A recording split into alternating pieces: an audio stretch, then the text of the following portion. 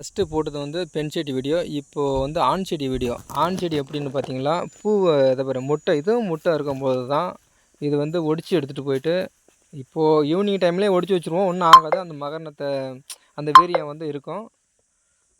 இப்போ அந்த மொட்டு எப்படி ஒடிச்சு எடுத்துகிட்டு என்ன பண்ணுறோன்னு சொல்லிட்டு காமிக்கிறேன் பாருங்கள்.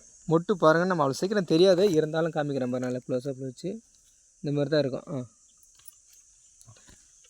அந்த மாதிரி தான் ஒன்று ஒடிச்சு எடுக்கணும். இது ஆண் செடியோடைய மொட்டு.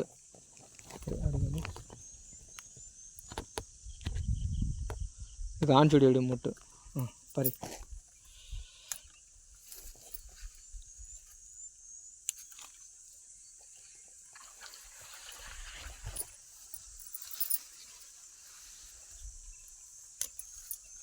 கையில் பறிச்சுக்கோங்க. இதுதாங்க ஆண் செடியோட மொட்டு. இது கிட்டத்தட்ட இதுவும் வந்து பார்த்திங்கன்னா, அது இந்த இடத்துல இதிலும் ஒரு 300 செடியாட்டம், 300 குத்து 300 குத்துன்னா ஒவ்வொரு இதுலேயும் 600 செடியாட்டம் இருக்கும் மொத்தம். இதில் வந்து ஆண் செடியில் வந்து 3 குத்து, ஒரு குத்தில் வந்து 3 செடி இருக்கும்.